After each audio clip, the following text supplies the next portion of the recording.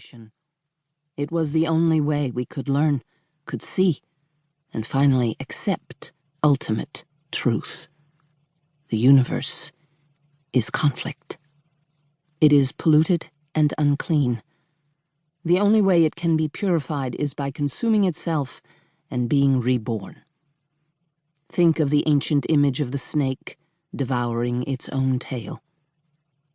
It has fallen to us, to me, to initiate the pulse of rebirth that will cleanse and renew the universe, and I am desperately afraid that I am unworthy of so great a task. If Deck 3 didn't have this observation dome, I would never have found the strength to endure the burden.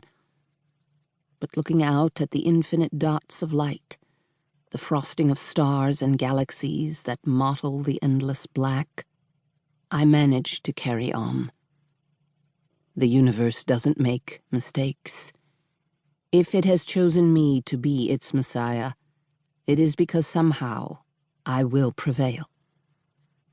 I finger the scars on my arms, remembering the words of the prophet Guan Shi.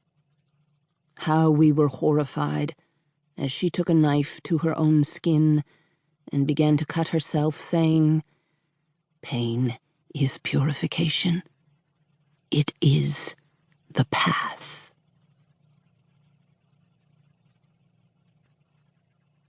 Chapter 1.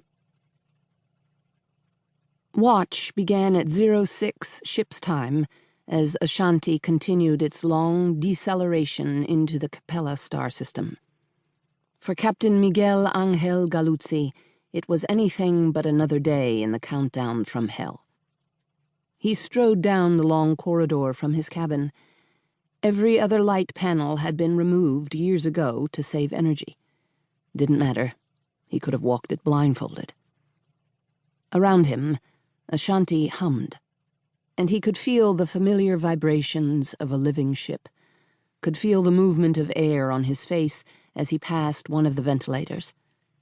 It surprised him that he could still detect the stale odor of confinement and clogged filters. It had been 7 years, ship's time, since Ashanti's generators had ceased to maintain the fields that inverted symmetry. When they did, the ship had popped back inside the universe and found itself in black, empty space. Low on fuel and 0.6 light-years from Capella system. Since then, he'd lived an eternity, one from which he wasn't certain he'd ever recover. A waking horror without end. As if perdition began in Ashanti and would end there. Sometimes he wondered if it wouldn't be better to have overloaded the reactors, blown the ship into a brilliant miniature sun, ended it all. He'd committed crimes against humanity, and in the process, he'd heroically saved his ship. But when one sells his soul to the devil, the Dark One will always have his due.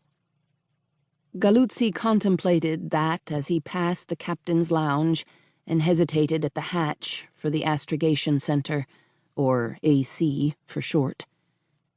In another day and age, it would have been called the bridge. After the advent of quantum qubit computer operational systems, navigational functions had been completely removed from human control. That didn't mean that people didn't have to monitor systems, that decisions didn't have to be made. A feeling of excitement, mixed with nervous anxiety, began to burn in his breast, and something he hadn't known for years stirred. Hope. Staring at the featureless hatch, he swallowed in an effort to still the crawling sensation in his stomach. If the conference came off as scheduled, he would be talking to a corporate supervisor. For the first time, he would have to confess and defend his actions. Didn't matter if they hauled him out and shot him, as long as his crew didn't have to pay the price for his decisions. The sick anxiety in his stomach worsened. That damnable nervous spasm began. His right hand was twitching like a poison.